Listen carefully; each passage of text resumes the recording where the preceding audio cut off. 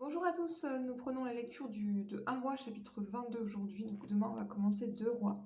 Gloire à Dieu, j'espère que vous allez bien aujourd'hui. On resta 3 ans sans qu'il y eût guerre entre la Syrie et Israël. La troisième année, Josaphat, roi de Juda, descendit auprès du roi d'Israël. Le roi d'Israël dit à ses serviteurs: Savez-vous que Ramoth en Galade est à nous, et nous nous inquiétons pas de la reprendre des mains du roi de Syrie? Et il dit à Josaphat: Veux-tu venir avec moi attaquer Ramoth en Galade? Josaphat répondit au roi d'Israël: Nous irons, moi comme toi, mon peuple comme ton peuple, mes chevaux comme tes chevaux. Puis Josaphat dit au roi d'Israël: Consulte maintenant, je te prie, la parole de l'Éternel. Le roi d'Israël assembla les prophètes au nombre d'environ 400 et leur dit: Irai-je attaquer Ramoth en Galade, ou dois-je y renoncer? Et ils répondirent: Monte, et le Seigneur la livrera entre les mains du roi. Mais Josaphat dit: N'y a-t-il plus ici aucun prophète de l'Éternel par qui nous puissions le consulter? Le roi d'Israël répondit à Josaphat: Il y a encore un homme par qui l'on pourrait consulter l'Éternel, mais je le hais, car il ne prophétise rien de bon. Il ne prophétise que du mal. C'est Michée, fils de Jimla. Et Josaphat dit: Que le roi ne parle pas de cette manière. Alors le roi d'Israël appela un eunuque et dit: Fais venir de suite Michée, fils de Jimla. Le roi d'Israël et Josaphat, roi de Juda, étaient assis chacun sur son trône, revêtus de leurs habits royaux, dans la place à l'entrée de la porte de Samarie, et tous les prophètes prophétisaient devant eux. Sédécias, fils de Kaanéa, s'était fait des cornes de fer, et il dit: Ainsi parle l'Éternel, avec ces cornes tu frapperas les Syriens jusqu'à les détruire.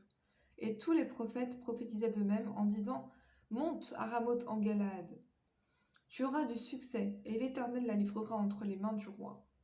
Le messager qui était allé appeler Michée lui parla ainsi: Voici, les prophètes d'un commun accord prophétisent du bien au roi. Que ta parole soit donc comme la parole de chacun d'eux, annonce du bien. Michée répondit: L'Éternel est vivant, j'annoncerai ce que l'Éternel me dira. Lorsqu'il fut arrivé auprès du roi, le roi lui dit: Michée, irons-nous attaquer Ramoth en Galade, ou devons-nous y renoncer? Il lui répondit: Monte, tu auras du succès, et l'Éternel la livrera entre les mains du roi. Et le roi lui dit: Combien de fois me faudra-t-il te faire jurer de ne me dire que la vérité au nom de l'Éternel? Michée répondit: Je vois tout Israël dispersé sur les montagnes, comme des brebis qui n'ont pas de berger. Et l'Éternel dit: Ces gens n'ont point de maître, que chacun retourne en paix dans sa maison. Le roi d'Israël dit à Josaphat: Ne te l'ai-je pas dit? Il ne prophétise sur moi rien de bon, il ne prophétise que du mal. Et Michée dit: Écoute donc la parole de l'Éternel. J'ai vu l'Éternel assis sur son trône, et toute l'armée des cieux se tenant près de lui, à sa droite et à sa gauche. Et l'Éternel dit: Qui séduira Achab pour qu'il monte à Ramoth en Galade, et qu'il y périsse? Ils répondirent l'un d'une manière, l'autre d'une autre. Et un esprit vint se présenter devant l'Éternel et dit: Moi je le séduirai. L'Éternel lui dit: Comment? Je sortirai, répondit-il, et je serai un esprit de mensonge dans la bouche de tous ces prophètes. L'Éternel dit: Tu le séduiras, et tu en viendras à bout. Sors et fais ainsi. Et maintenant, voici, l'Éternel a mis un esprit de mensonge dans la bouche de tous tes prophètes qui sont là, et l'Éternel a prononcé du mal contre toi. Alors Sédécias, fils de Kaanéa, s'étant approché, frappa Michée sur la joue et dit: Par où l'esprit de l'Éternel est-il sorti de moi pour te parler? Michée répondit: Tu le verras le jour où tu iras de chambre en chambre pour te cacher. Le roi d'Israël dit: Prends Michée et emmène-le vers Amon, chef de la ville, et vers Joas, fils du roi. Tu diras: Ainsi parle le roi, mettez cet homme en prison, et nourrissez-le du pain et de l'eau de l'affliction, jusqu'à ce que je revienne en paix. Et Michée dit: Si tu reviens en paix, l'Éternel n'a pas parlé par moi. Il dit encore: Vous tous, peuple, écoutez. Le roi d'Israël et Josaphat, roi de Juda, montèrent à Ramoth en Galade. Et le roi d'Israël dit à Josaphat: Je veux me déguiser pour aller au combat. Mais toi, revêt-toi de tes habits. Et le roi d'Israël se déguisa pour aller au combat. Le roi de Syrie avait donné cet ordre aux 32 chefs de ses chars: Vous n'attaquerez ni petit ni grand, mais vous attaquerez seulement le roi d'Israël. Quand les chefs des chars aperçurent Josaphat, ils dirent: Certainement, c'est le roi d'Israël. Et ils s'approchèrent de lui pour l'attaquer. Josaphat poussa un cri.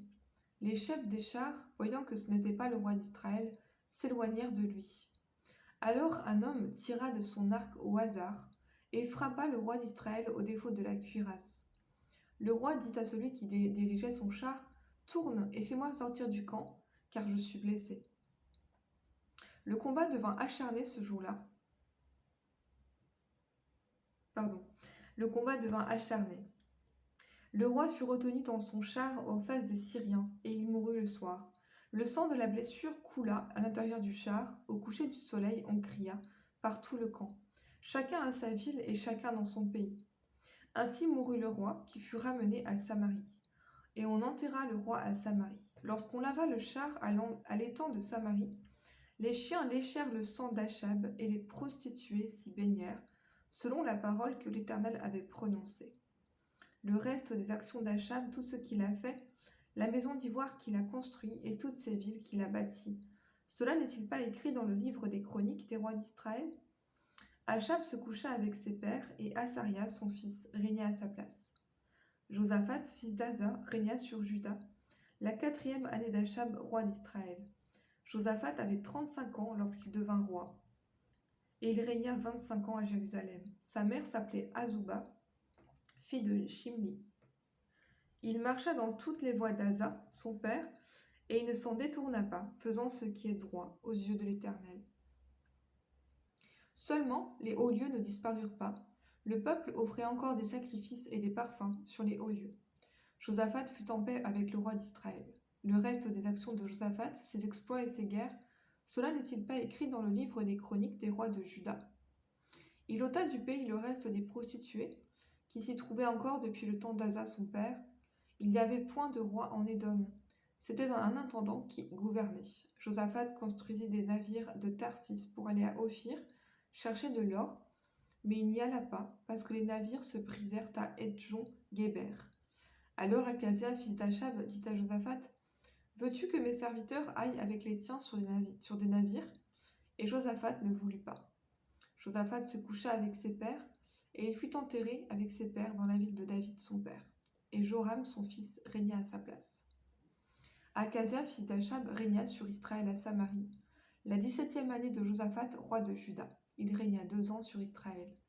Il fit ce qui est mal aux yeux de l'Éternel, et il marcha dans la voie de son père et dans la voie de sa mère, et dans la voie de Jéroboam, fils de Nébat, qui avait fait pécher Israël. Il servit Baal et se prosterna devant lui, et il irrita l'Éternel, le Dieu d'Israël, comme avait fait son père.